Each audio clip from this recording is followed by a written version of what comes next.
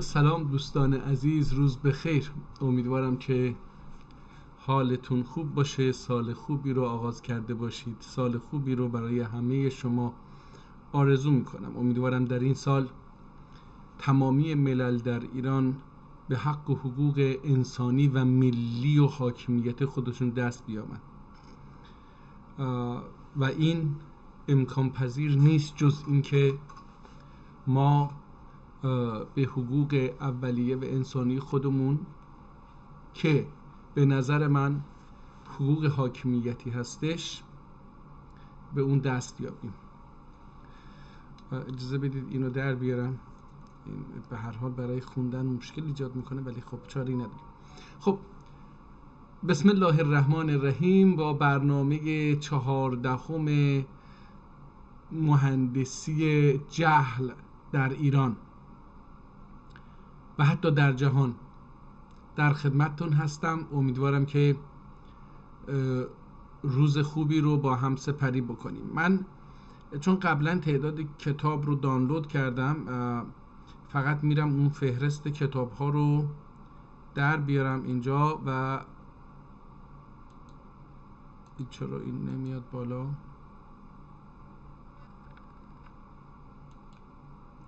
اوکی. این کتاب هایی که من در روزهای اخیر با حضور شما اینها رو دانلود کردم. مثلا این کتاب نیست، این تقویمه، به عربی تقویم ولی به آذربایجانی جونسایمه یا جونسایار هستش. تقویم یکی از دوستان این جناب آذرباشین رو برای آذربایجان طراحی کرده در سال 1392 و اجازه ندادن این رو چاپ بکنه. احتمالاً داخلش مطالب بسیار جالبی در رابطه با مسائلی که در هر روز، جریان ها یا حوادثی که در هر روز اتفاق افتاده احتمالاً هست. من هنوز ندیدم. دیروز حکمت رو خوندیم فکر میکنم، شرح دیوان حافظ مولانا شمع الله. حالا این چی هست؟ مصطفی یا مصطفی، شمس الله مصطفی فی ترکی. این هم ترکی هستش. قضا و قدر هست. قانون نامه رو خوندیم فکر میکنم، یا نه نخوندیم یادم نیست. رساله توحید و سر. حالا میخواستم ببینم مثلا این فهرست نسخه های خطی ترکی کتابخانه مرعشی.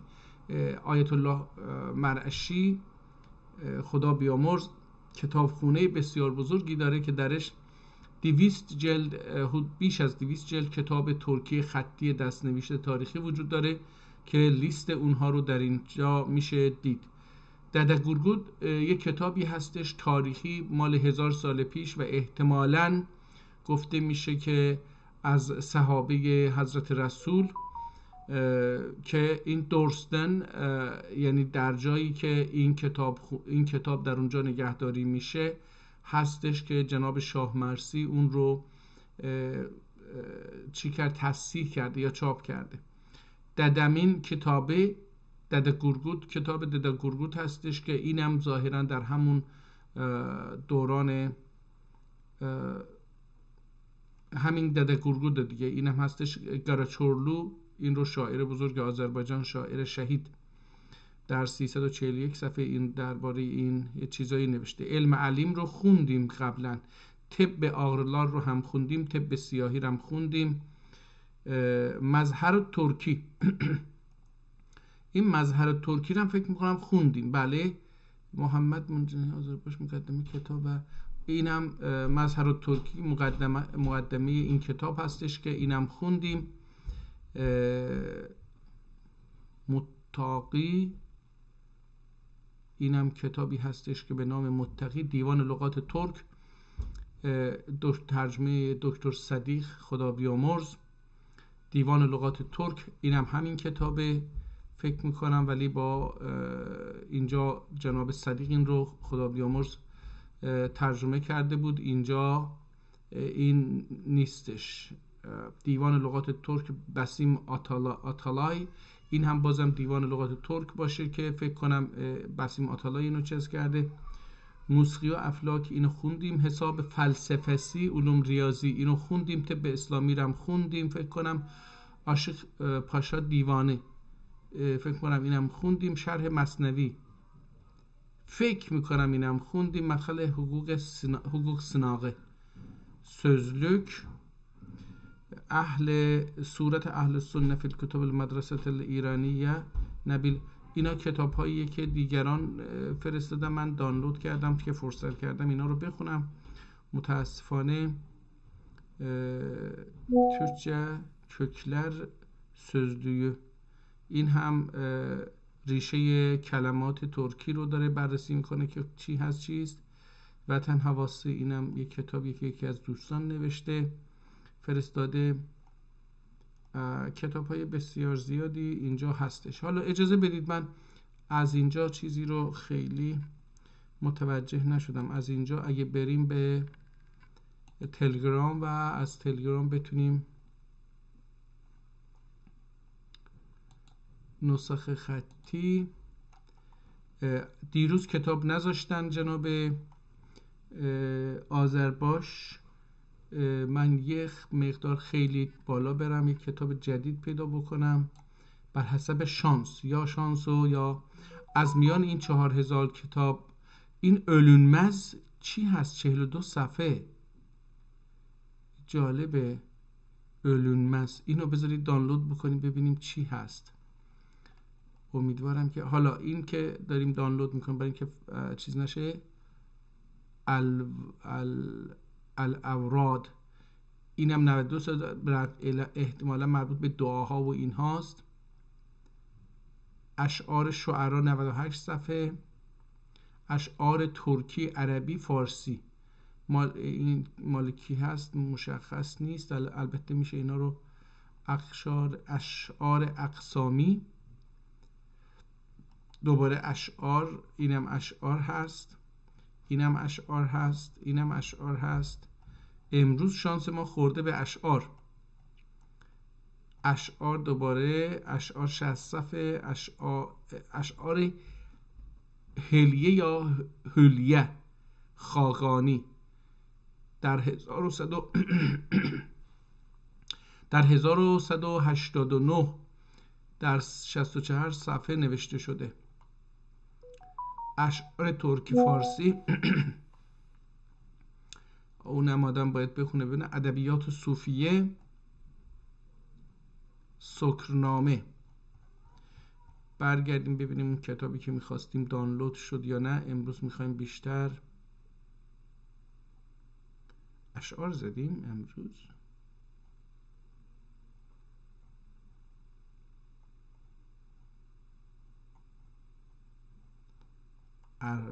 اقسام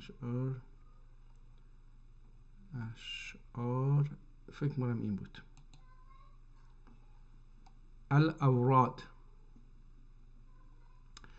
بسم الله الرحمن الرحیم. سلیمانیه کتابخانه‌ای، این هم از کتابخانه سلیمانیه اومده بیرون، این هم جالب هست.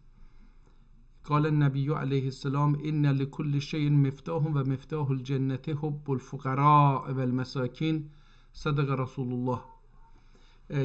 با یه حدیث این دفتر شروع میشه. دوستان این دفتر رو ببینید، این نباید خیلی قدیمی باشه، این دفتر، این کتاب نباید خیلی قدیمی باشه، برای اینکه این دفتر با این خط آبی که اینجا میبینید، اینها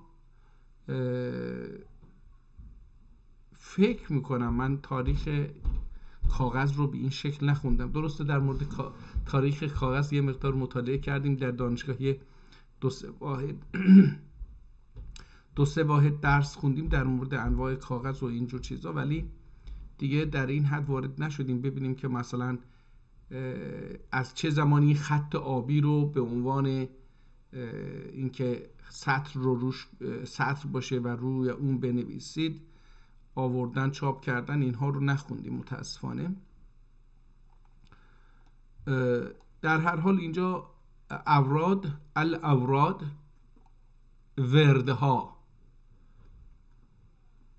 و از پیغمبر صلی الله علیه وسلم یه حدیث شریک کرده که هر چیزی یه کلیدی داره و کلید بهشت دوستی با فقرا و مساکین هستش. یه چنین چیزی رو شروع کرده این من میگم به نظر من میاد که این جدیداً نوشته شده، درسته با حروف عربی نوشته شده ولی این جدید هست و از سمت چپ دفتر شروع کرده به سمت راست اومده، برای اینکه اینجا 96 گذاشته. حالا اجازه بدید، بله 95 و 94 یعنی احتمال میدم که این در ترکیه امروزی نوشته شده باشه بعد از عثمانی، چرا که بعد از عثمانی خط عربی رو نسخ کردن، از بین بردن، منسوخ کردن و با خط لاتین شروع شد. در نتیجه نسل یک شب خوابیدن، صبح دیدن که زبان اونها غیر رسمی شد، سواد اونها صفر شد، تجربه و کتاب هایی که اینا میتونستن بخونن دیگه هیچ ارزشی نداره. در نتیجه یهو ترکیه از نظر صنعتی و همه چیز سقوط کرد. این واقعیت رو نباید فراموش بکنیم. علت این که بعد 100 سال بعد از اینکه اروپا یا 200 سال بعد از اینکه اروپا داره خیزش رو برده، آمریکا خیزش کرده، از نظر صنعتی ترکیه یواش یواش میخواد بیاد بالا. علتش اینه که یهو رفت که دوباره از نو چرخ رو اختراع بکنه. چرخی که چند صد سال، 1000 سال، 1300 سال، 1350 سال، چرخی که ترک ها باهاش کار میکردند، اختراعات، اکتشافات انجام میدادن، یهو از دستشون گرفتن و اینها مثل کودکی که امروز متولد شد و باید همه چیز رو از نو اختراع بکنه، رفتن که اختراع بکنن، دوباره بنویسن، علم تولید بکنن، دوباره به زبان جدید. برای اینکه همونطور که زبان تنها وسیله ارتباط نیست دوستان، الفبا هم تنها وسیله ارتباط نیست. الفبا میراث تاریخی تمدنی رو با خودش میاره و شما وقتی ازش قطع بکنید اون میراث تاریخ تمدنی رو از دست میدید. برای اینکه فکر بکنید امروز در هر جای دنیا تصمیم بگیرن، مثلا انگلیسی ها تصمیم بگیرن که از امروز ژاپنی بنویسن و هر زبان رسمی، آموزشی، اداری، زبانی که باهاش زندگی بکنید، کار بکنید، پول در بیارید، این زبان چیز خواهد بود، ژاپنی خواهد بود، همون انگلیسی ها. و یه قانون مجازات داشته باشه، اعدام داشته باشه برای اینکه اگه کسی این زبان انگلیسی رو با حروفی که الان هست بخونه. خب اینها این کتاب ها رو دیگه نمیتونن بخونن یا حق ندارن بخونن. حتی دولت ممکنه بیاد بسیاری از این کتاب های خطی رو یا چاپی انگلیسی با حروف فعلی رو از بین ببره که خب مردم برن مثلا به جای اینها و تشویق هایی هم بذاره که شما باید به این زبان بخونید. به کدوم زبان؟ به زبان ژاپنی مثلا یا به زبان چینی مثلا، و ببینید چه اتفاقی میفته. یعنی اونجا رو دقت بکنید که دیگه این ملت به چه وضعیتی در میاد. حالا ما اومدیم آخر کتاب دوستان برای اینکه این دفتر یا کتاب دستنویس هست و از سمت چپ به سمت راست نوشته شده، برای اینکه در ترکیه عرض کردم که یه قانون تصویب شد، شیوه خیلی از قوانین پشت سر هم تصویب شد که مثلا ترکیه اروپایی بشه و اسلام و عربی و اینجور چیزا از بین بره و اون چیزی که جهان اسلام رو به ترکیه وصل می‌کرد و ترکیه رو به جهان اسلام وصل می‌کرد و قدرت جهان اسلام در دست ترکیه قبل از ترکیه یعنی عثمانی بود، این رو از بین ببرن. برای اینکه ترکیه قدرتمندی که امپراتوری جهان اسلام رو، قدرت مثل پاپ که مثلا بخش اعظم جهان مسیحی تحت فرمان پاپ با آنکه یک شخصیت سیاسی نیست اما در مسائل سیاسی نه تنها پاپ بلکه کل واتیکان تأثیر بسیار مهمی داره و افکار رو به هر حال ایمان جهان مسیحی رو اداره میکنه و هر حرفی که اون بزنه به منزله این هستش که ایمانداران اون باید به اون عمل بکنن. در نتیجه اگر اون یک کلمه یه جمله رو به زبان میاره، طرفدارانش در آمریکا و کانادا اینها رو در کلیساها دریافت میکنن یا در خونه ها دریافت میکنن و این میره به سیستم اداری و تبدیل میشه به سیستم اداری قانونی حقوقی. اینجوری نیستش که اون یه حرفی بزنه همینجوری به نظر ما سکولار شدن. نه آقا، این سکولار به اون معنی نیست، به این معنی که ظاهرا از حکومت رفته بیرون، باید قوانین رو یه جای دیگه بنویسن به جای کلیسا. قوانین رو یه جای دیگه می نویسه اما بیسش کجاست؟ بیسش کلیساست. این وضعیت کلیسا رو سلطان عثمانی یا خلیفه عثمانی در دستش بود و جهان اسلام از چین گرفته تا اروپای مرکزی تا مسلمانان که در آمریکا و هر جا بودند مسلمان خودشونو میدونستن، با یک کلام خلیفه به عنوان خلیفه رسول الله بر روی زمین قدرتش جمع میشد، حرکت به حرکت در می اومد و این رو به هر حال در دوره بعد از اینکه علیه عثمانی کودتا شد، تمامی این قدرت ها از رهبری سیاسی، معنوی، حتی اقتصادی عثمانی به ترکیه بدون ارتباط با جهان اسلام بدل شد و تاریخش کلاً منقضی شد. ترکیه به یه مقطع تاریخی جدیدی بدون تاریخ قبلی وارد شد و در نتیجه 100 سال عقب ماند از دنیا دوباره بتونه علم این که امروزه میبینیم ترکیه داره یواش یواش قدرت میگیره، به خاطر این هستش که 100 سال پیش کلن از تاریخ فکری، سیاسی، اقتصادی، اجتماعی، تکنولوژیک، فکری، ادبی، همه چیز بریده شد و یهو مثل یه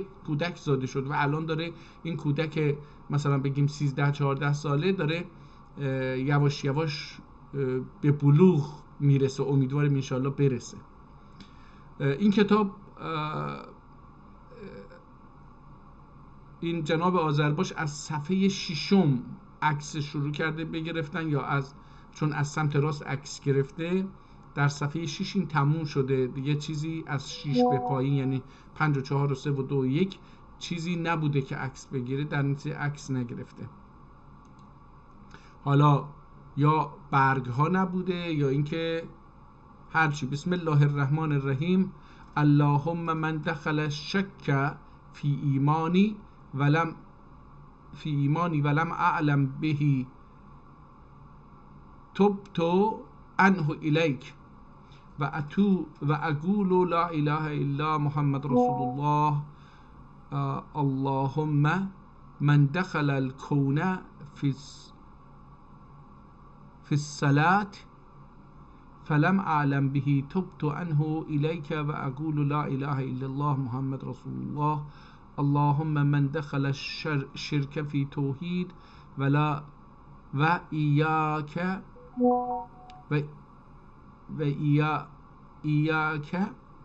و اعلم به تبت عنه الیک. حالا اینجا داره شهادت هاشو میگه و بعد میگه من اگر کسی به تو شرک قائل شد یا کسی من دخل الکون فی السلامی ولم اعلم به تبت، میگه اگر به هر حال کسی به اسلام وارد شد و چیز شد من توبه میکنم و اینها. هم این انسان هر کسی هست، ببینیم حالا مرحوم پدر شاه چیه، بذارید ببینیم میتونیم بزرگ بکنیم اینو بهتر ببینیم که خب این صفحه رو خوب داریم میبینیم. مرحوم پدران گبرالهی دعای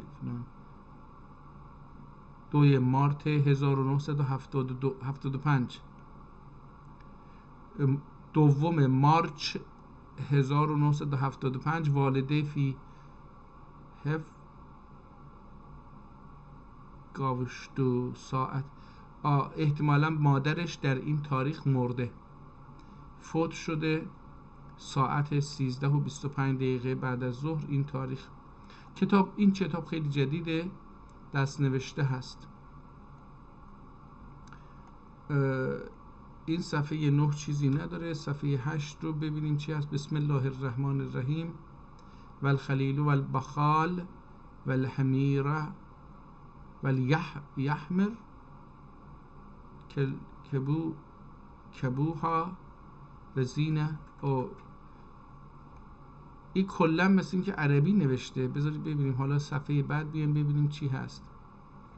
اینجا خط بهتر شد دوستان. اول صفحه 9 رو ببینیم، این 10 یا 10. اوکی. علیه و سلم تسلیما. این از کجا شروع شد؟ این چه شکلیه؟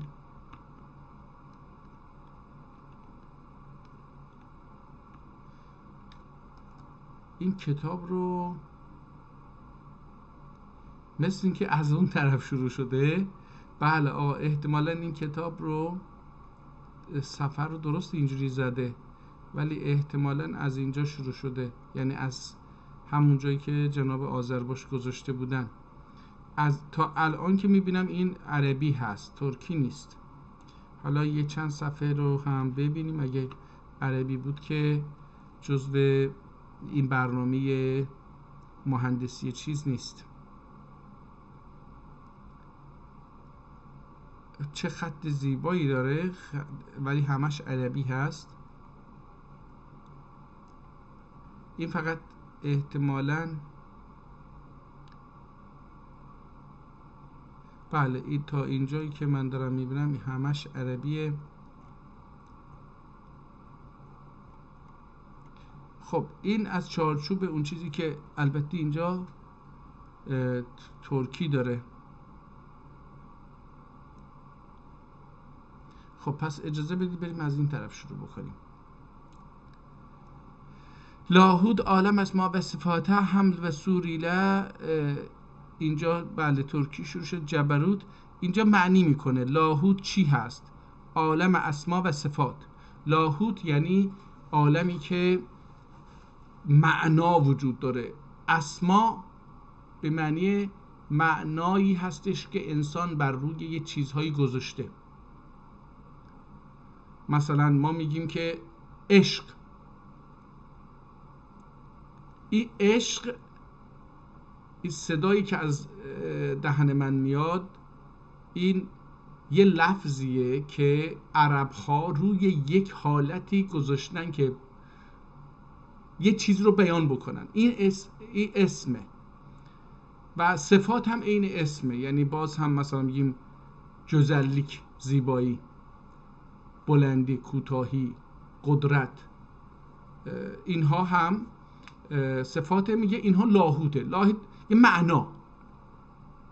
معنا و فکر، یا اون چیزی که در پشت کلمات وجود داره. کلمات میخوان اون رو بیان بکنن، به ما بگن که اون چی هست، اون تاریخ، اون هر چی که داخلشه اون کلمه با خودش میاره از تاریخ، اون رو میخواد به ما بگه. حالا هم مثال هم زده اینجا، حمل و سورا ایله جوزا ده کلور فصل برا بود. احتمالاً اینجا یه شعر برای این در مورد این میاره، در مورد ماها. حمل و سورا ایله جوزا ده گلور فصل سر برما بیرما. حالا سرطان و اسد و سنبله در 11 مدار.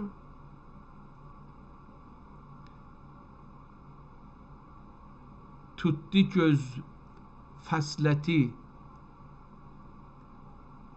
بذارید ببینم این اگه یه ذره بزرگ بکنیم میتونیم بفهمیم که Tuttu göz fasleti mizane اغرب و فیگوس جده و هم دلویله هوت oldu زمستانه قرا.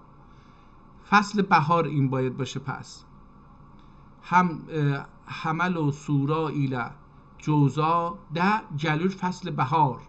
سرطان و اسد و سنبله در یازه مدار. yaz payız kış. Bahar, yaz, payız, kış.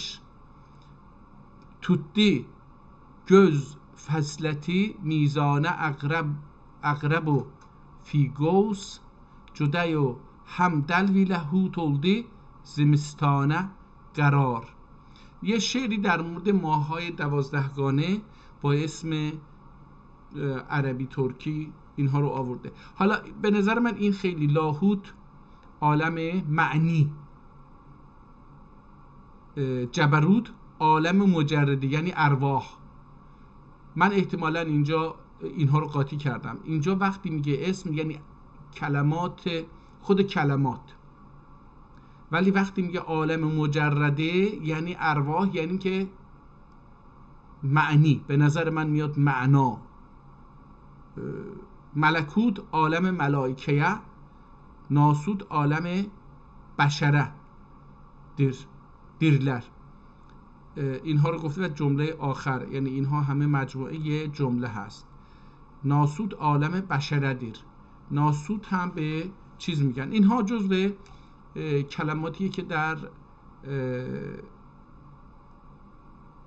اسلام، علمای اسلام این رو به کار میبرن، چه در فلسفه، چه در عرفان، چه در شعر و اینها به کار میبرن. آداب یوم عاشورا، در مورد اون یه چیزی گفته. سم سلی سر زور علما عالمن اد و احتمالا نمیدونم این یه شعر عربی باشه که در رابطه با روز عاشورا این رو نوشته. بسم الله الرحمن الرحیم. اللهم، اینم که دوباره رفت به اونجا. اینجا یه چیزی، یه جدولی کشیده. جبرائیل در بالاست، اسرائیل در سمت راست، ازرائیل در سمت پایین و میکائیل در سمت چپ، مطلوب در وسط. یه اعدادی رو گذاشته مثل همین چیزاست، فاله و اینا. احتمال اللهم یا روح الى الفتوح و ابعثوا لی الا. نمیتونم بخونم ببخشید. صفحه اینجا لا اله الا الله محمد رسول الله فی کل لمحه و نفس عدد ما وسعه علم الله. مطلب فی ما یتعلق بالادعیه والخواص. sabah namazının farkındadır.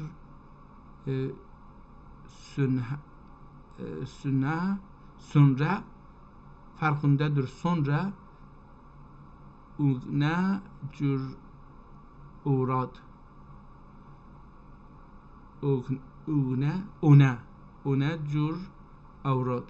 حالا داره در رابطه با نماز صبح یه چیزایی رو اینجا میگه که به نظرم اینها هم دوباره و آقا اینجا اومده رفته بسم الله الرحمن الرحیم، بعد یه الرحمن، بسم الله، بسم الله برداده، بعد الرحیم برداده. الرحمن کجاست؟ بس الرحمن رو نداره. و یا الحق انزلناه و بالحق نزل. اینجا هم و بالحق. این یک نوع طلسم احتمالا، نمیدونم، یه چیزی در این مایه ها باید باشه. هذا الوفود الجلیل العظیم و راف الخیم. نمیتونم بخونم. عربی، هم عربی دست نوشته هستش. اینم دوباره فکر میکنم که من اینو بذاریم کنار، اینو من نمیتونم بخونم. در ضمن احتمال میدم که اینا خب این کتاب رو بذاریم کنار، این بیشترش عربی هست. خب اینو گذاشتیم کنار.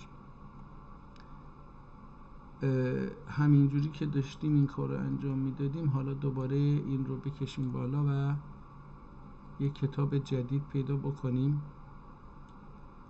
به ترکی.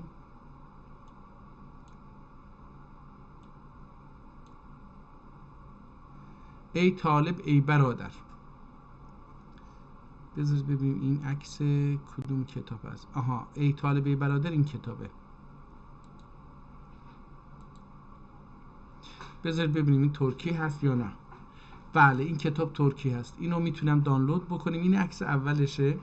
اجازه بدید قبل از اینکه این چیز بشه من اینو دانلود بکنم ببینیم این کتاب ای طالب ای برادر در چه مقطعی نوشته شده، موضوعش چی هست.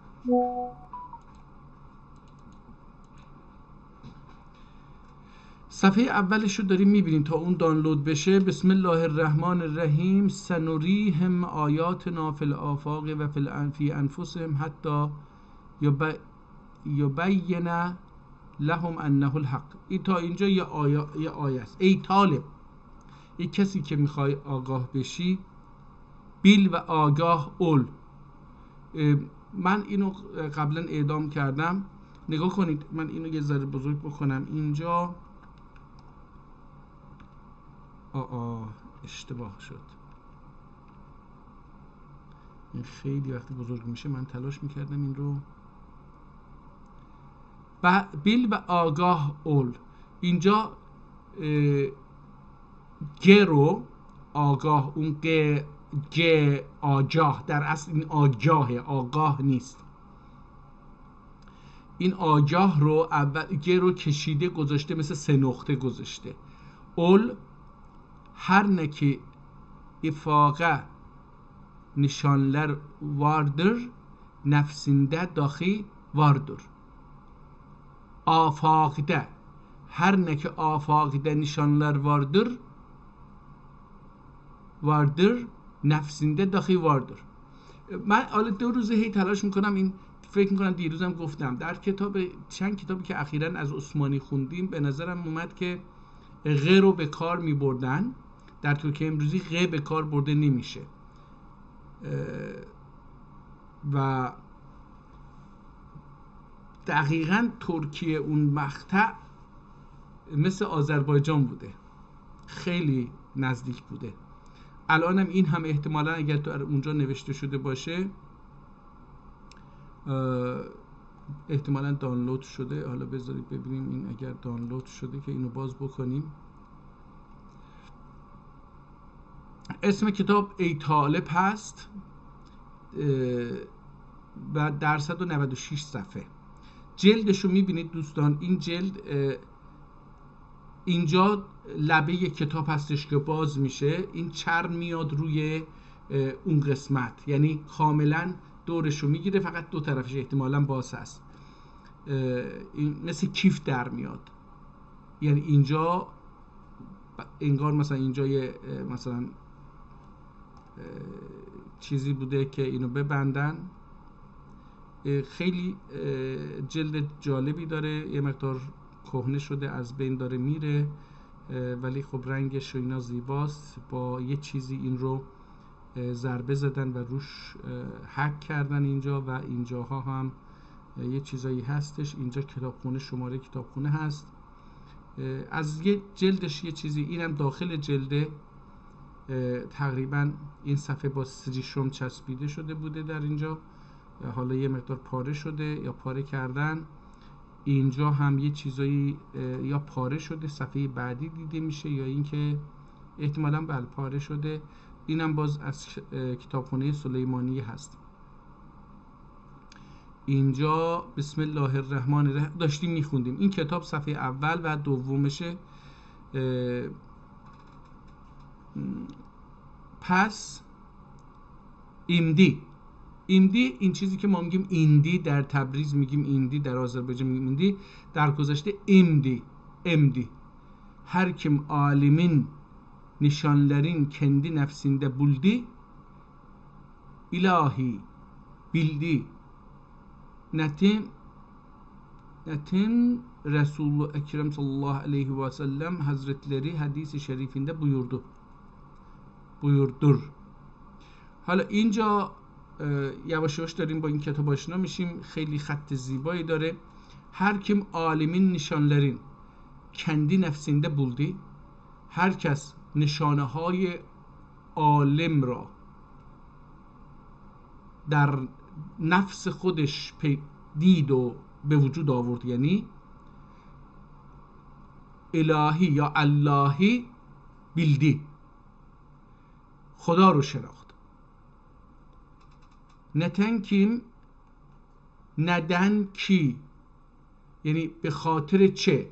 من فکر میکنم اینو نتن کی، یعنی برای اینکه اون میم آخر خونده نمیشه، نتن کی یا نتن کیم، قدیم اینجوری میگفتن با م میگفتن، امروز با نون میگیم نتن کی، با نتن کی ای، یعنی به خاطر اینکه رسول الله صلی الله علیه و آله و سلم حضرتleri حدیث شریفinde buyurdu، برای اینکه حضرت رسول در یک حدیث شریف گفته که من عرف نفسه فقط عرف ربه، هر کس که خودش را شناخت، به فارسی اینجوری ترجمه کردن، فقط عرف ربه، خدا ربش را هم. من دیروز رب رو مهندس ترجمه کردم دوستان. به نظر من رب یعنی همین مهندس. لغت جالبیه. تربیت، یعنی ما بچه رو تربیت میکنیم که مهندسی میکنیم، یا مدرسه تربیت میکنه ما رو، یعنی مهندسی میکنه، یعنی شستشوی مغزی. ey talep, insanın cehli kendi kendine hicab azimdir. ای طالب، مثل شما و من، جهل انسان به خودش که ندونه جاهله، büyük حجاب بزرگیه.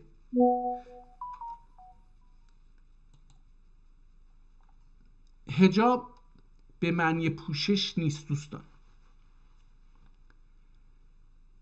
حجاب به معنی هر چیزی هست که فاصله بین دو چیز ایجاد میکنه. یکی از اونها پوششه.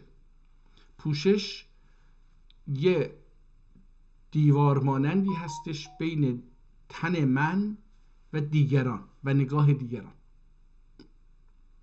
حجاب پوشش نیست. حجاب به هر چیزی که بشه یه چیزی رو بپوشونه که ما نتونیم ببینیم یا دسترسیمون خیلی سخت باشه، حجاب عبارت از اون هست.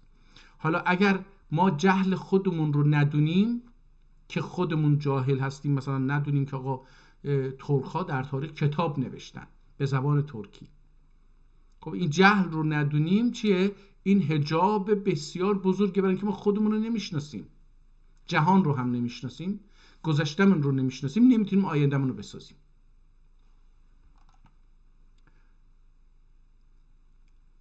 حالا دوستان میگن گذشته چه ربطی به آینده داره؟ ببینید دوستان، هر کودکی وقتی زاده میشه به تدریج بزرگ میشه. وقتی این داره بزرگ میشه یه چیزهایی رو یاد میگیره. مثلا خدای نکرده بیاد در سن 20 سالگی، 25 سالگی، 30 سالگی یهو مثلا یه ضربه مغزی ببینه و فراموش بشه همه چی، تبدیل میشه به یه بچه. بعضی از بیماری ها وجود دارن. یکی از عزیزان من هم در معرض این بیماری بود، خدا رو شکر گرفتارش نشد یا خیلی کم گرفتارش شد.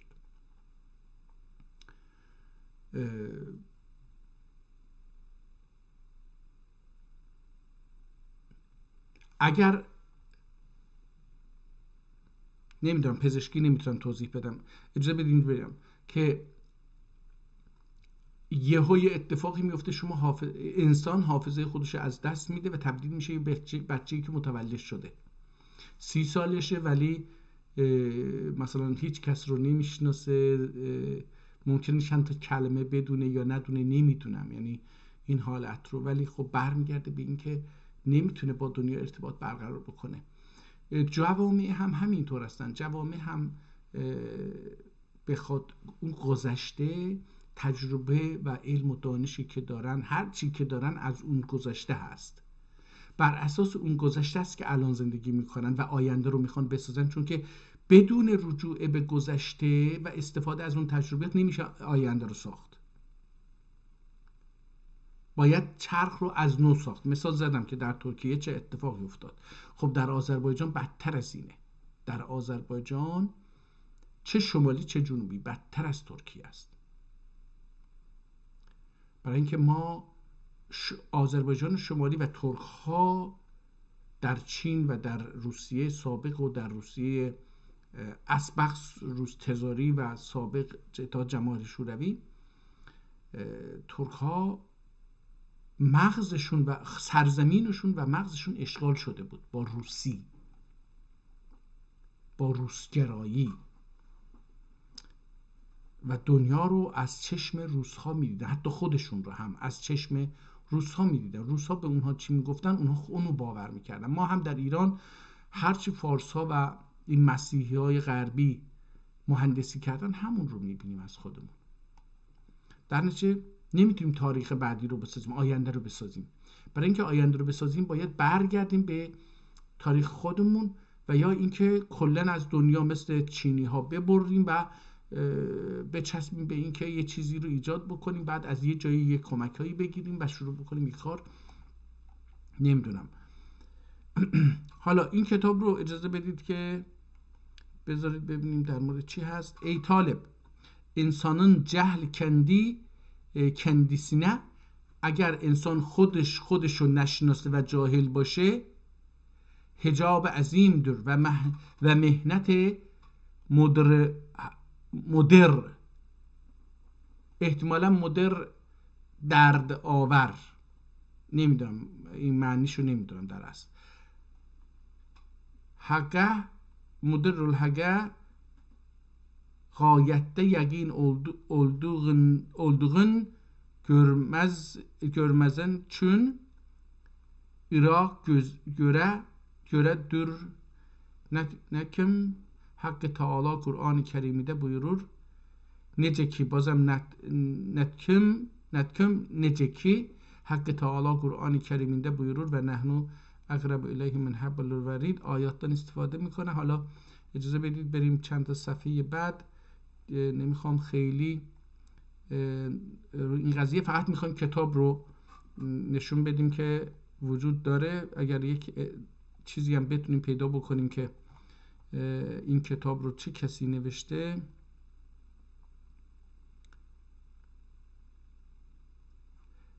Ey talip, mümkün değildir mürşid sizi kemale iresin netkim buyurdu. ببینید این نتکم نجکم ما الان ترجمه میکنیم به نجکی. نکم buyurdu لولا المرنی ما عرفت دنی. حالا این چی هست؟ دوباره یه حدیث یه چیز هستش در این مورد. من تلاش میکنم که اسمی از یه تاریخی از این کتاب پیدا بکنم که بتونیم ببینیم این در چه زمانی نوشته شده به این خط زیبا.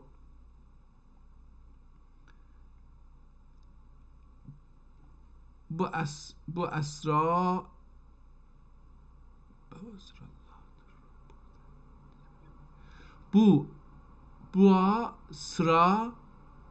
bu sır Allah'dır. ای طالب، این الف اینجا نمیدونم چی میشه، اسرا الله دور.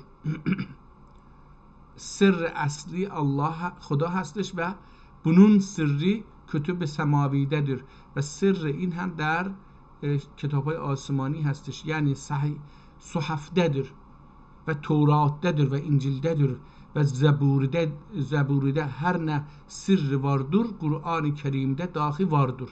هر چه سر هست حالا در این کتاب ها هستش، به خصوص در قرآن، و هر نه سر که قرآن دا واردور فاتحه شریفه ده داخل واردور، و هر سری هم که در قرآن هست در سوره فاتحه شریف وجود داره. حالا در مورد اینها صحبت میکنه. ای برادر، اینجا تا از طالب اومد به برادر رسید.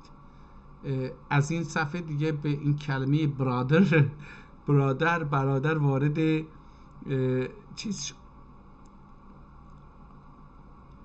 ای برادر، aşığın maqsudu budur ki nokteye meni'e hakikat eşyadır ve kuvvet ezelidir ve kaimi bizzatıdır. Bunun sırrından nesne istid'a edersen bu tefsili dekile ki iltimas hasıl ola bilkul kim Hazret Risalet aleyhisselam birince bir nece nesne yer ölmüştür diyor.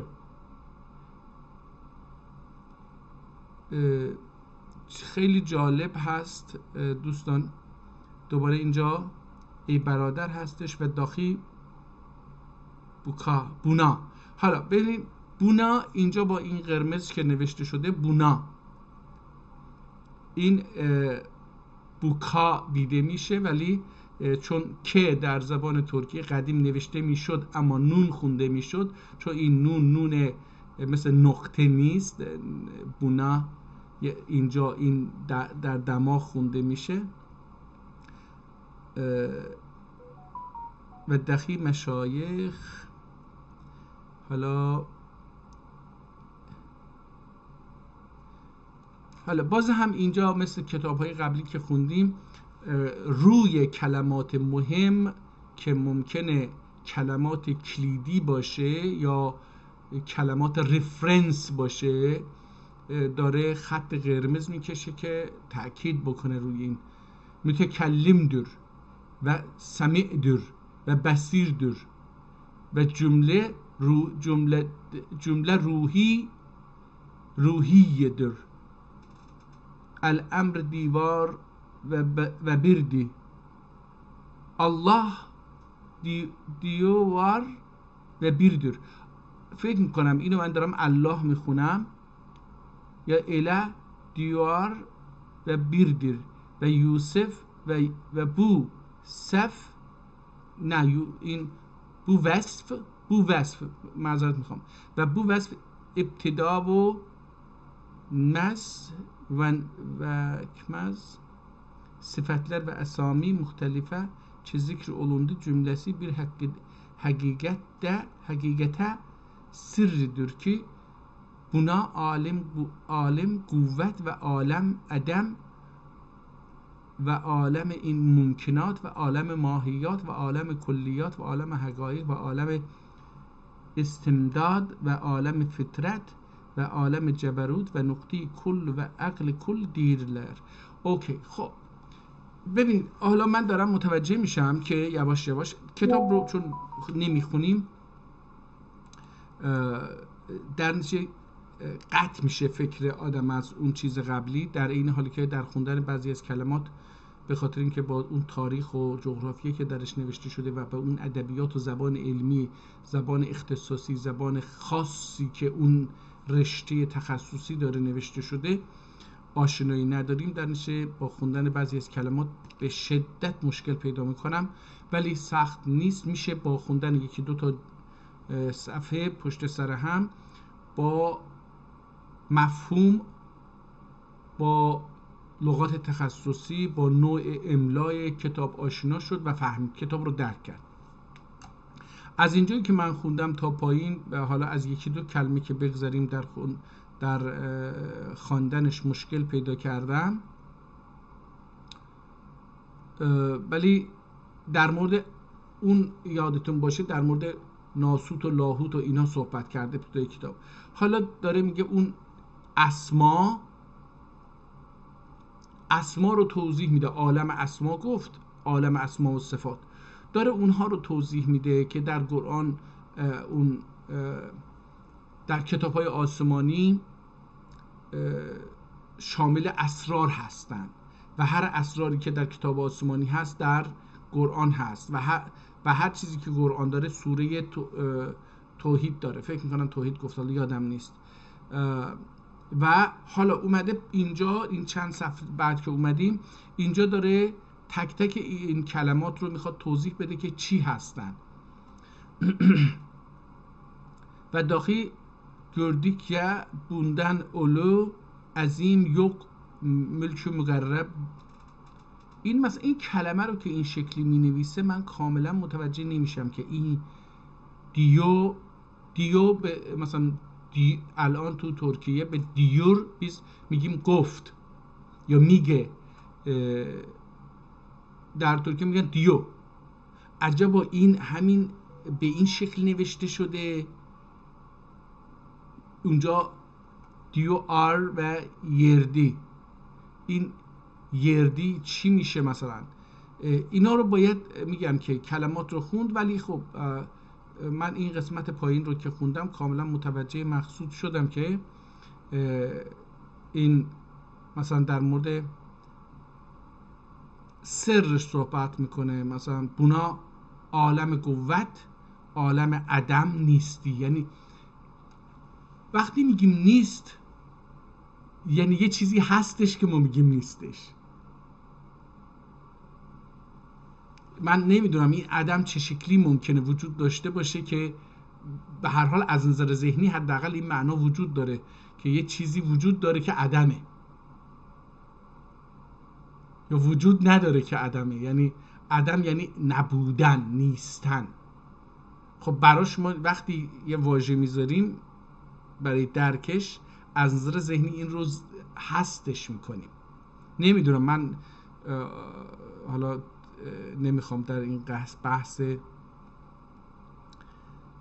چیز وارد بشم فلسفی. حالا این بحثا دوستان این بحث وجود و عدم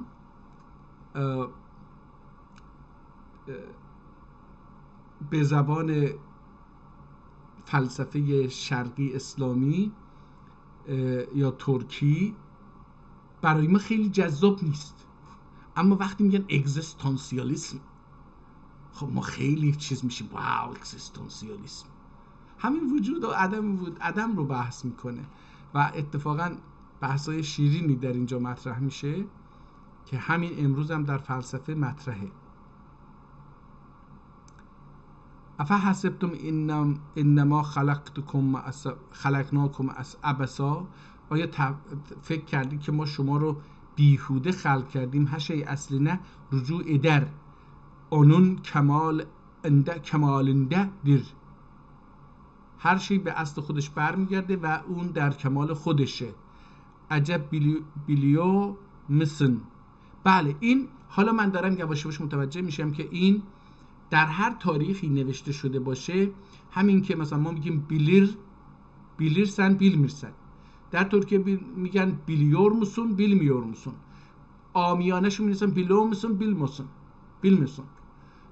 اینم به نظر من اینجوری نوشته، یعنی اومده اون کلماتو که قبلا خوندیم گفتم دیو، همون دیور یعنی میگوید، این رو اینجا مثلا من دارم متوجه میشم که یه چنین چیزی هستش. العرش ای برادر حق تعالانن ذات پاکینه قوت ازلی در. قدرت الله تعالی، ذات خداوند تعالی ازلیه، یعنی با خودش از ابتدا بوده، قدرت داشته. مثل ما که بچه بودیم، زاده شدیم، هیچ توانی نداشتیم، یواش یواش تونستیم سر پای خودمون بیستیم. و حالا ایچون و بیچون در اینجا حالا مثلا دوباره نمیدونم این 3 نقطه باید بخونیم یا این ه باید بخونیم، هیچون و پیچون و هیچون در. احتمالاً نیچون olacaktı مثل اون، ولی حالا این چه شکلی اینو باید بخونیم، این در چه تاریخی یه چنین کلمه‌ای وجود داشته نمیدونم که و بیچوندür ki لیس کمثله شیء و هو السمیع البصیر. جمع اسما و مسما و افعال و اقوال و اسرار و انوار و ازل و ابداول و آخر و ابد و اول و آخر و ظاهر و باطن cümlesi azalidir, zuhur buldu ve onun vücudundan vücud buldu. خیلی جالبه. از برای من که اگه این کتاب رو واقعا بشینم مثلا آدم یه دوست خوبی داشته باشه، مثلا مطالعه بادی میگن دیگه، یعنی دوستی باشه که آدم بتونه باهاش بشینه یه چنین کتابی رو بخونه، بفهمه، غلط همدیگر رو تکمیل بکنن، درک کتاب رو تکمیل بکنن. به نظرم کتاب خوبیه در رابطه با فهم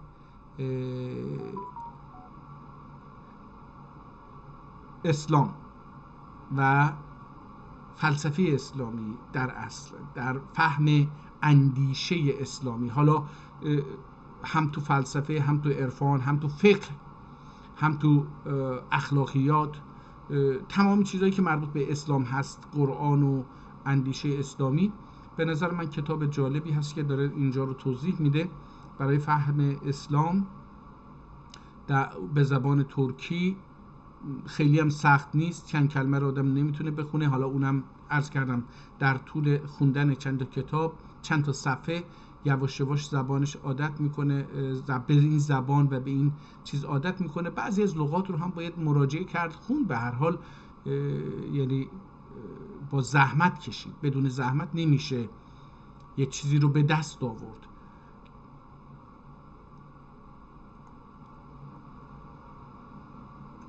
کتاب کاملا ترکی هست به جز آیات و احادیث، بقیه ترکی هستش. مثلا اینجا یعنی عربی هستش. پس امدی، این پس من نمیدونم همون بسته پس ما معمولا پس ترکی فرض میکنیم، ولی نمیدونم. امدی همون ایندی هستش، آدم اینا رو میتونه بفهمه. وقتی کلمه عاشق و معشوق میاد من اصلا یه جوری میشم باید اینو بخونم ببینم چی میشه. ای برادر محققler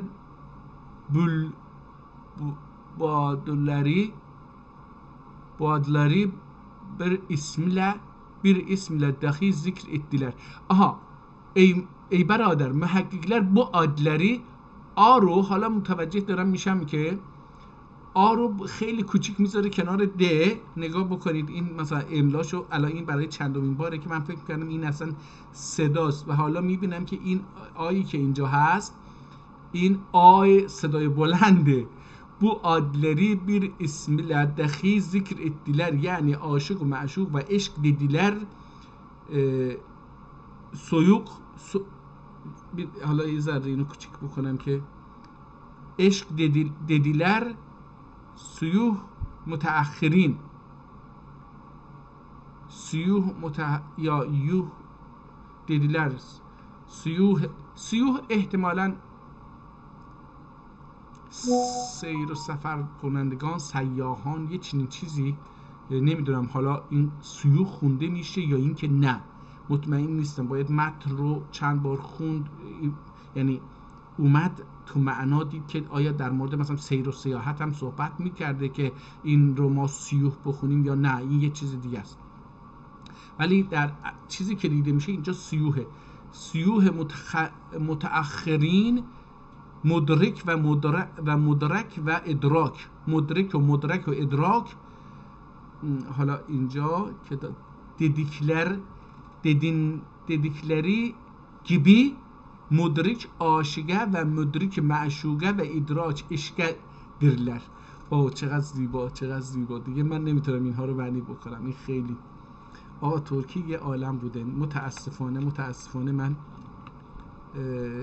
این ترکی رو یاد نگرفتم. چقدر این فارس ها و این حاکمیت فارس 100 سال به ما خیانت کرده، چقدر ما رو شستشوی مغزی داده. ما نمیتونیم از زیبایی و لطافت این ترکی لذت ببریم.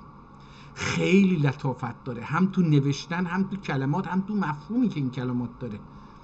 خیلی خیلی لطافتش بسیار، یعنی خب من با زبان فارسی آشنام دوستان، من تمامی متون فارسی رو میتونم بخونم،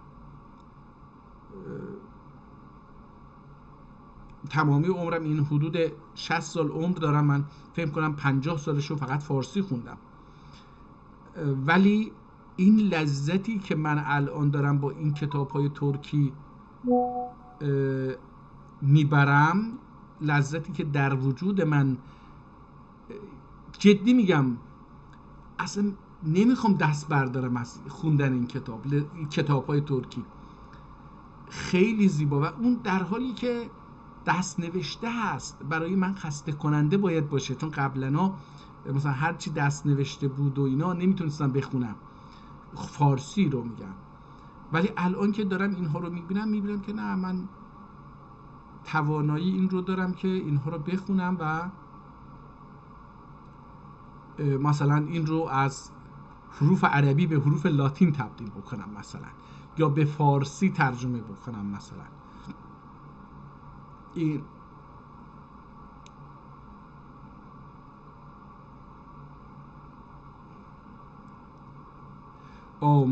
دیروز یه آیه خوندیم که یا همین کتاب بود، نمیدونم،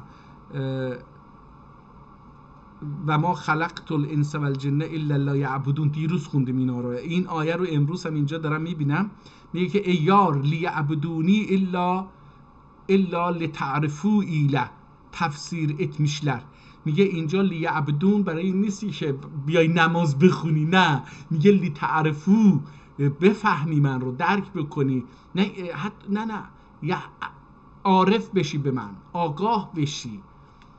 واو، nigga کنید مثلا fark tefsir etmişlerdir ama iki manaya göre dünya muhabbetten farık olmak şartıdır. Ama dünya muhabbetinden farık olmak şartıdır. Ey berader, sözü uzattık, kelimeler maksudize kişi eğer nefsin bildiyse bişek neresinden bildi.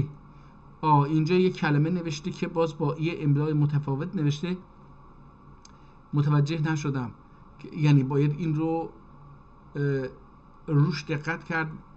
با خوندن متن البته میشه با کلمات قبلی و بعدی این رو یواش یواش پی برد که این چه معنی داره و چی باید خونده بشه، در گذشته چی خونده میشده، الان ما چی بهش میگیم. اینها چیزاییه که دوستان یواش یواش اتفاق میفته، اینجوری نیستش که، یعنی ببینید دوستان یه چیزی براتون بگم، حالا این کتاب رو دیگه ترکی هستش، من فقط برم فصل آخر ببینم که از اینجا یک کتاب جدیدی شروع میشه، خوب شد، احتمالاً آخر این کتاب یه اسمی چیزی ازش بوده باشه. ببینید دوستان، برای یاد گرفتن یک علم و یک زبان سالها وقت صرف میکنیم.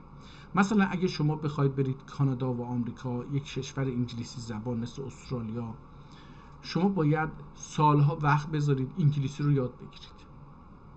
این یه سرمایه گذاریه برای اینکه برید اونجا زندگی بکنید.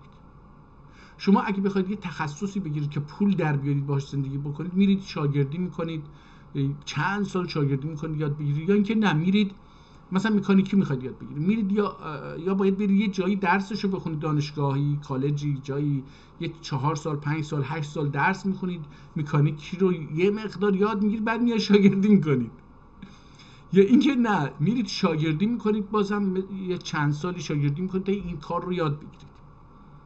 به هر حال بدون زحمت هیچ کاری رو یاد نمیشه گرفت. خوندن کتاب‌های خطی، درست خوندنش، آشنایی با اون کلمات تخصصی اون کتاب، چون هر کتابی یه تخصص داره، در مورد یه تخصصی نوشته میشه و اون تخصص لغات خاص خودشو با معنای خاص خودش داره. حالا بعضی از کلمات رو هم در یه تاریخی یه شکلی می نوشتن، زبان در اون مقطع تاریخی یه شکلی بوده، کلمات و ادبی رو یه شکلی می نوشتن. یعنی اون زبانی که اون کلمه‌ای که از دهن ما میاد در کوچه و بازار متفاوت از اون کلمه‌ای که در کتاب به شکل ادبی نوشته میشه. حالا برای اینکه اینو درک بکنیم، اینو بفهمیم و اینو باهاش راه بیایم، باید بریم عمر سرمایه گذاری بکنیم. انصاف علی هدایت در 2 هفته گذشته یا 3 هفته گذشته که این کارو شروع کرده، خب به نظر من خیلی خوب پیش اومده. در این حال که روزی بیش از مثلا 2 ساعت که وقت نذاشتم من، و در این حال که یک کتاب رو کامل نخوندم، که از هر کتابی 1-2 صفحه اونم از اینجا و اونجا خوندم مثلا یه چیزی. ولی خب اگه بخوایم ما یک تخصص به دست بیاریم که باهاش حتی زندگی بکنیم، باز هم باید براش سرمایه بذاریم. سرمایه چیه؟ عمر. باید 1 سال 2 سال وقت بذاریم. مثلا اگه من انصاف علی هدایت 10 تا کتاب اینجوری رو بخونم، حالا فرق این کتاب با کتاب‌های قبلی چی هست؟ چی میشه؟ حالا من 10 تا کتاب بخونم، قطعا میتونم دیگه این خوندن این کتاب‌ها برام راحت‌تر میشه. خوندن بعضی از کلماتی که در یه تاریخ خاصی نوشته شده برام اون یواش یواش تداعی میشه، آشنا میشم باهاش. خب حالا من که این کارو نکردم، حالا یهو افتادم داخل این، طبیعتا با کلمات مشکل پیدا میکنم. همونطور که تو انگلیسی، همونطور که تو فارسی هم همینطوره. یعنی شما وقتی میخواید فارسی رو یاد بگیرید که نمیشه که مثلا اول ابتدایی نخونده برید مثلا یک کتاب خطی قدیمی رو بگیرید بخونید. من اول ابتدایی ترکی رو نخوندم، حالا اومدم مثلا دوره فوق دکترا، رساله های دکترا و فوق دکتراها رو دارم میخونم. خب قطعا تو باطلاقه دیگه. این باطلاقه هم از نظر درک معنا، هم از نظر کلمات تخصصی، هم از نظر نوع نوشتار، هم از نظر املای کلمات، حروف چجوری نوشته میشه در اون تاریخ، در اون جغرافیا. اینا همش چیزیه که وجود داره. ای برادر عاشق حاصل، کلام şafi cevap oldur ki bu derdin çaresi bir şeyh kamilin hidmetinde ve mehabbetinde karar tutun muqim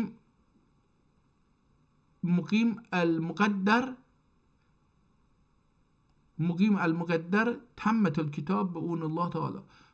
اینجا هم یه سفارش کرد که میخواید اگه رشد بکنید باید یه استاد، یه پیشگام باشه که شما ازش یاد بگیرید. کتاب دوم ببینیم چیه. بسم الله الرحمن الرحیم. با شعر شروع میشه این کتاب. کلی کتی حالینه بلبل سر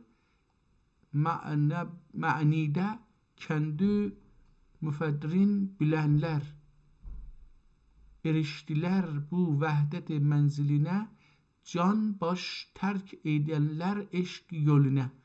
اوکی، حالا اینجا مثلا دیدی سطر اول خوندنش برای سخته، یواش یواش آدم عادت میکنه. اینم باز هم ترکی هستش. فرق این کتاب با کتاب‌های قبلی که 3-4 کتابی که من خیلی دوست داشتم در اینه که اون کتاب‌های قبلی روی هر حرف اون صدای اون حرف رو میذاشتن، در نتیجه خوندن کتاب راحت تر بود. این کتاب، نویسنده این کتاب فرض رو بر این گرفته که هر کسی این کتاب رو میخونه اینقدر سواد داره که بدون این کلمه چجوری باید این حرفهایی که یک کلمه رو تشکیل میدن در این کلمه، در این متن، در این کانتکست، به چجوری باید خونده بشه. ببینیم ما هر کلمه در هر تخصصی یک جور تلفظ میشه و یک معنای خاصی داره. اینها رو این کتاب فرض گرفته که این آدم باید بدونه، وگرنه با طالب هم شروع کرد. یعنی وقتی میگه طالب یعنی کسی که یه مرحله از علم رو خونده، خودش رو به یه مرحله رسیده که حالا میتونه این کتاب رو بخونه. کتاب خیلی با خط زیبایی نوشته شده، قابل خوندن هست، به نظر من سخت نیست.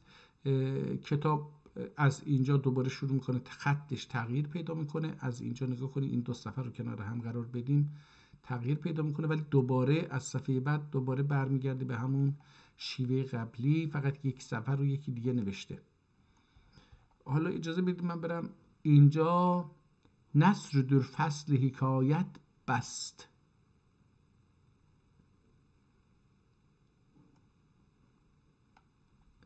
Bir derviş itti bu kitabı yazan derviş ki meydanı tutarsan ve dersen hiç Türkçe bilmez misin der.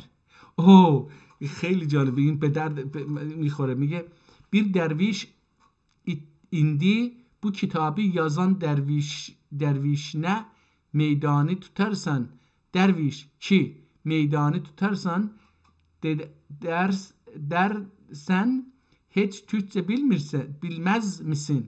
میگه یکی از یک درویشی مثل من درویش نیستم متاسفانه، یه آدمی که افتاده است خاکی اینا، من خاکی نیستم، میبینی که دارم اظهار فضل میکنم. bir derviş indi bu kitabı yazan dervişe، یه آدمی به کسی که این کتاب رو نوشته که اونم درویش آدم فروتنیه میپرسه که سن میدون رو دستت گرفتی داری یک تازی میکنی، مگه زبان ترکی رو بلد نیستی؟ sen hiç Türkçe bilmez misin؟ sen ترکی بلد نیستی؟ سوال داره میپرسه. میسن یعنی علامت سواله. sen Türkçe bilmez misin؟ تو ترکی نمیدونی؟ آیا ترکی نمیدونی؟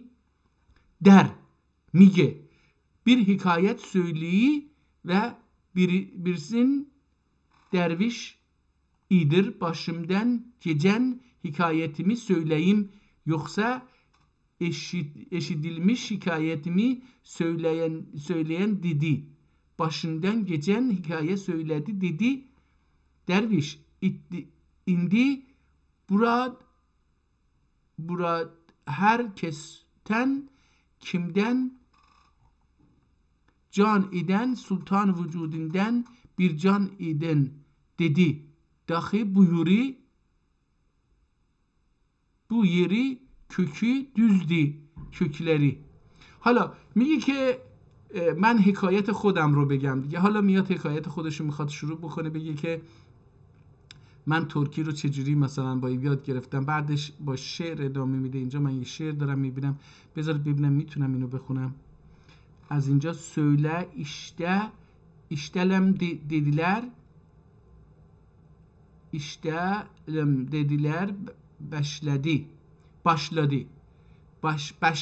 başladı الان ما میگیم. درویش şe'redir ki ey şe'rdir kel ey arzu canı gülenler vücud dünyasın viran gatenler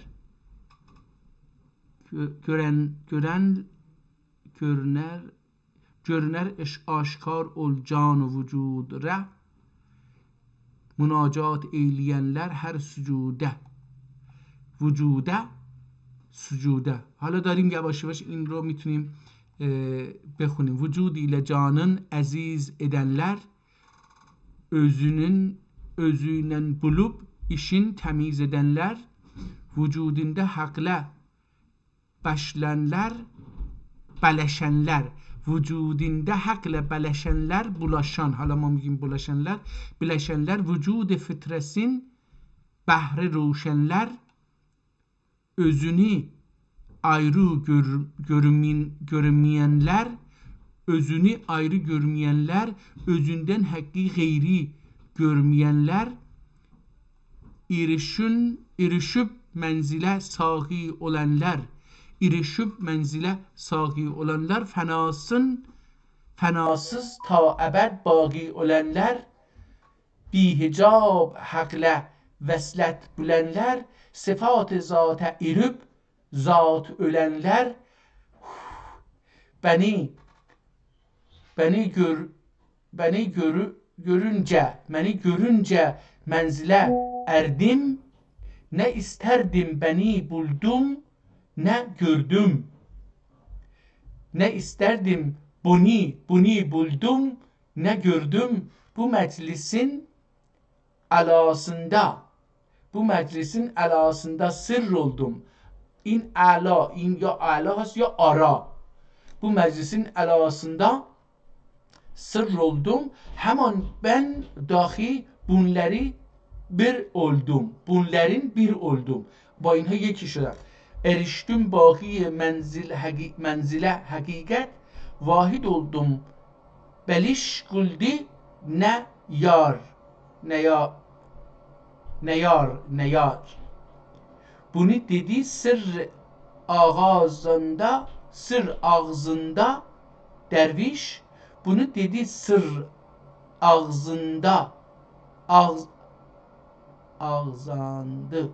ağzandı derviş. Bu mecliste bu haberi koydu derviş.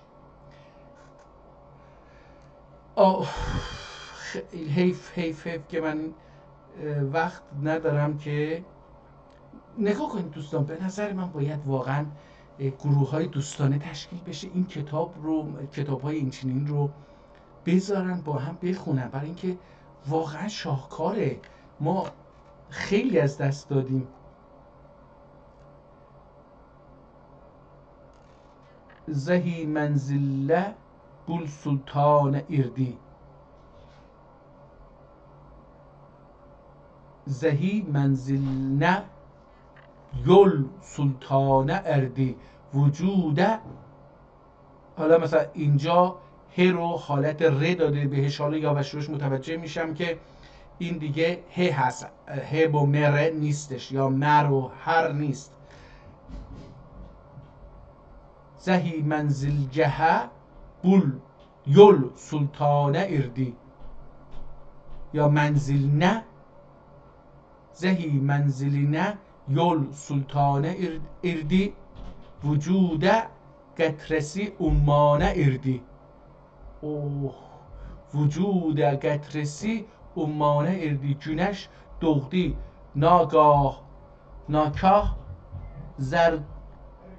zerre içinde. Güneş doğdu nagah zerre içinde. Eriştim özüme budum içinde. budum در فارسی میشه چی؟ ملت حتی نه.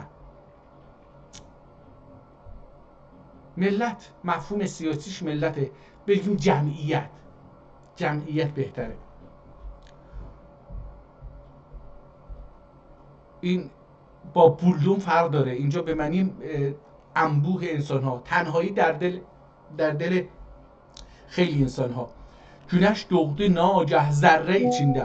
ببینید میگه در دل ذره ناگاه خورشید زاده شد. خورشید به اون بزرگی در دل ذره زاده شد. ناگاه خودشم ناگهان. eriştim üzreme budum içinde. به خودم رسیدم، یعنی گم شده بودم خودم از خودم، به خودم رسیدم در میان توده انسان ها. در میان فناسız باقی منزله eriştim. فناسız باقی منزله eriştim. تا ابد لامکان تحت eriştim. بدون فنا به منزل غیر قابل فنا رسیدم. برای اینکه میگه یعنی به خدا پیوستن. وقتی به خدا بتونی به پیوندی، خدا که ازلی و ابدیه، تو ابدی میشی دیگه. تا ابد لامکان تحتینه eriştim. تا ابد به لامکان، خدا که بدون دو مکان نیستش که، میگه به اون تخت اون رسیدم. erişti can murad buldi مقصود بله موجودیمش وجود معبود. واو خیلی زیبا، خیلی. آقا اینها رو چرا از ما دریغ کردن؟ شعر دوباره، یه شعر جدید. من دیگه ناقص دارم میخونم دوستان، خیلی البته برنامه هم خیلی طولانی شد. واو اینجا هم یه شعر دیگه هست. من این کتاب رو هم باید پرینت بکنم دیگه، یواش یواش شروع بکنیم این کتاب ها رو پرینت بکنیم، نگه داریم برای خودمون که و شعرهاشو. من عاشق این شعرها شدم. ey hakkı bilmene talep edenler, ey hakkı bilmeye talip edenler, yüzün hak yoluna nezahat edenler, zab edenler, yüzün hak yoluna. حالا اینجا این کلمه رو ایلنلر رو میتونم بخونم و این ترا بدنler. اوکی. ey hakkı bilmeye talep edenler, yüzün hak yoluna turab edenler, sevenler canı dilden Mustafani, goyenler sidq ile küfrü hetabi, muhib olan haline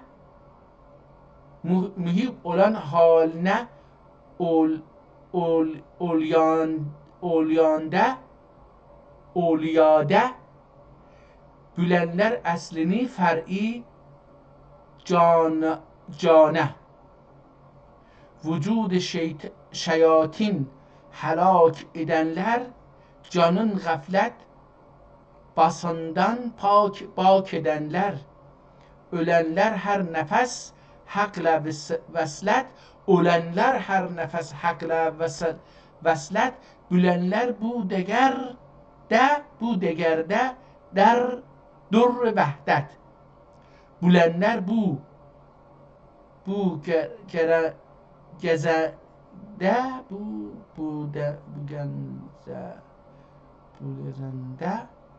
در وحدت. اینجا یه کلمه هستش که نمیدونم باید با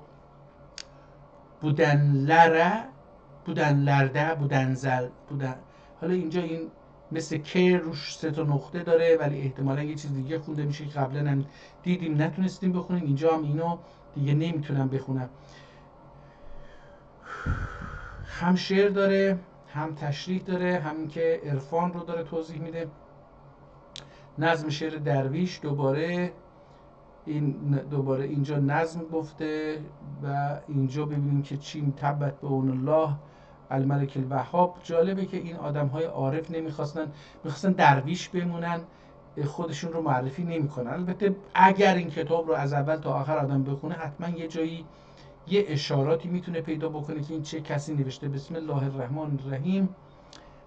الحمدلله و الصلاة علی نبی و اصحابه. اما بعد bu risalenin تعلیف تحریرine باعث و بانی و بادی و املا و انشاسینه دایی budur ki قطب الآفاق و شیخ علی الاطلاق حضرت محی الدین عربی قدس الله سره العزیز فتوحات المکیه adlı kitabinde hakikate ve marifete müteallik misalin lübbü ve mağzini müştemil bir geç mesele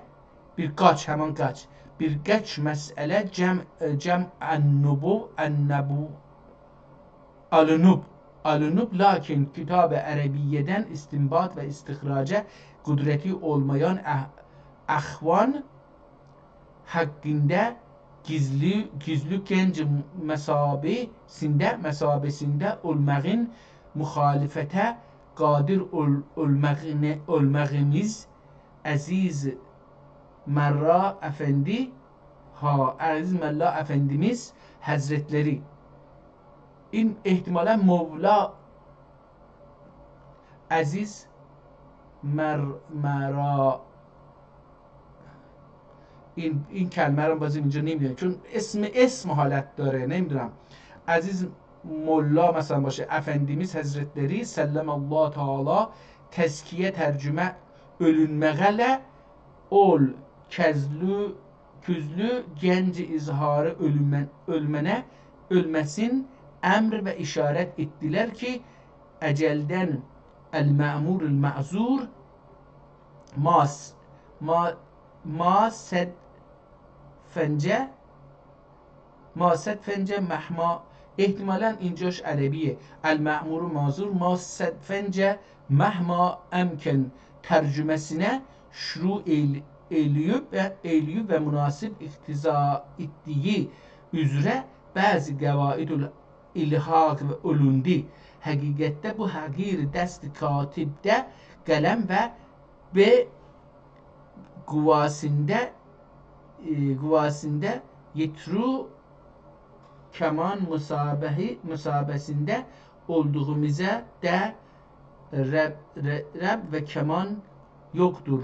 Mesela bade میخوام ببینم که این بالاخره اسم خودشو میگه یا نه.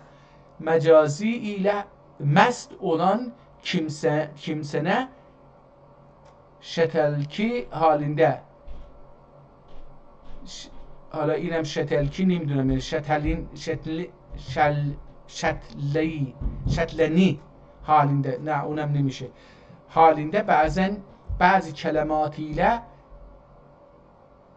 ile se'ul kelimat kendi fiiliyle değildir.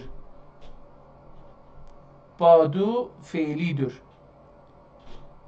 او صورت حالا نه متاسفانه نمیتونم ببینم که اسمش خودشه. حالا اینجا احتمال ولی سانه یعنی bir gulmi süssem eli ve dili ben olur ve diğeriz bu hagirin lisanından söyleyen anlar olsa ecemi olur ve ma re'meyte iz remeyt ve lakinnallâhe rema. Bu manaya şahittir ve guvahdır ve yine نه اسمی از خودش نیاورد. این هم میخوندیم که بتونیم یه اسم ازش پیدا بکنیم. تغییر کرد قلم اینجا، از این قلمی که اینجا وجود داشت این قسمت تغییر پیدا کرد، دیگه قلم تغییر پیدا کرد، اینجا هم تغییر پیدا کرد، اینجا بهتره همون قلم هست. دوستان کتاب بسیار نفیس، بسیار زیبا. کسایی که بخوام با عرفان اسلامی، با مفاهیم اسلامی آشنا بشن و با ریزکاری ها و اون زیبایی و لطافت و عطر زبان ترکی آشنا بشن، به نظرم این کتاب خیلی جالبه. چرا؟ فرق این کتاب با کتاب قبلی به نظر من در اینه که این کتاب با مفاهیمی بازی میکنه که روح شما رو دستکاری میکنه.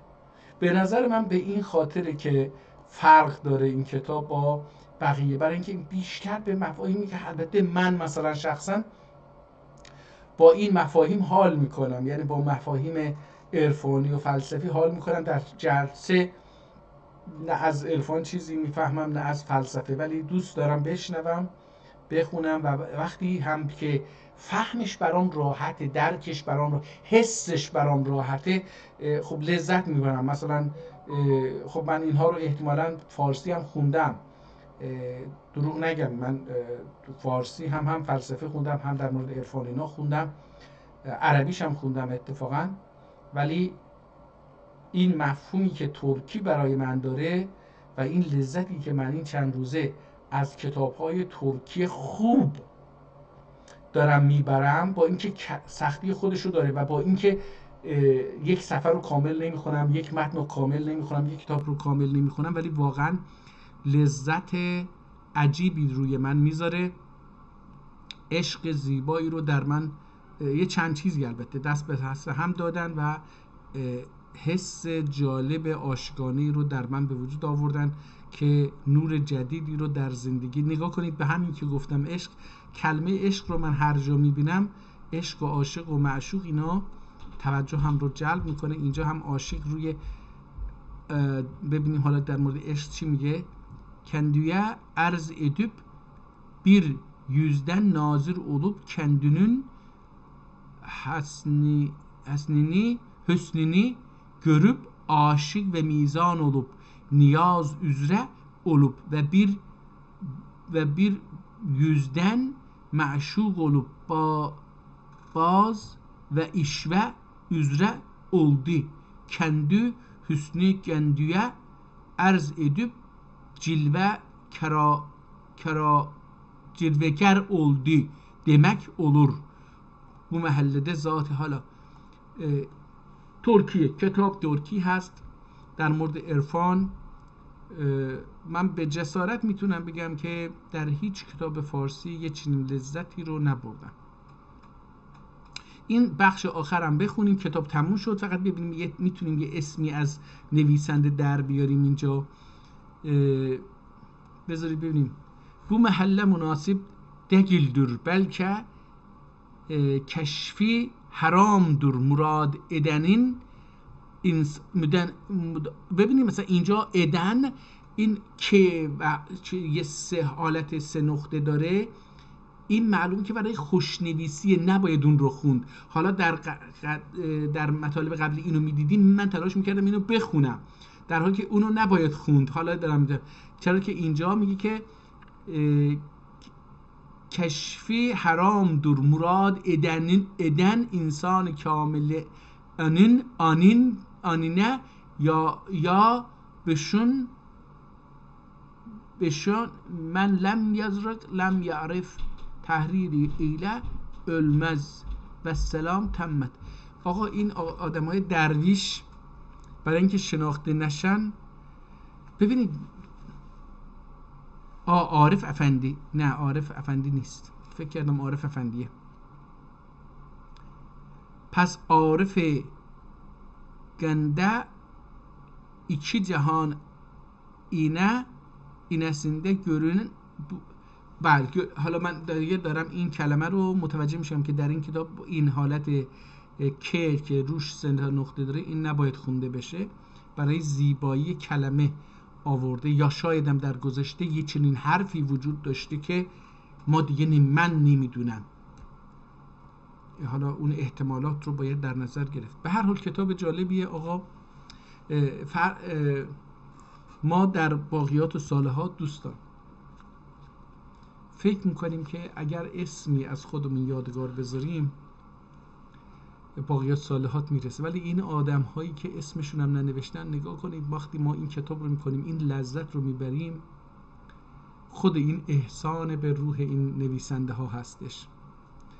Allah bu nefisənlərə rəhmət elə, ruhlarını şad elə, ruhların bizə duaqu elə. Allah onlar apardığı yolları bizim üzümüzə aç. Onlar yaratdığı toplumları, o qudrəti bizə də üzümüzə aç. Biz də onu dərk eləyək və biz də millətimizi, vətənimizi o gücə, o qudrətə yetirək. Bizə o ağlı, o dərki, o düşüncəni bizim üzümüzə aç. Biz çalışaq, düşünək, dərk eləyək və özümüzü bu çətinlikdə olan milli vəziyyətdən çıxadıb bir güclü vəziyyətə yetirək. Amin ya Rabbel Alemin. دوستان بسیار متشکرم. روز خوبی رو براتون آرزو میکنم. نمیدونم شما احتمالاً این لذتی که من از خوندن این کتاب ها دارم میبرم رو میبرید یا نه، ولی روز خوبی رو براتون آرزو میکنم. امیدوارم که یک روزی برسه که شما هم بتونید این کتاب ها رو بخونید یا کمک بکنید من خوب بخونم. روزتون بخیر. خدا نگهدار.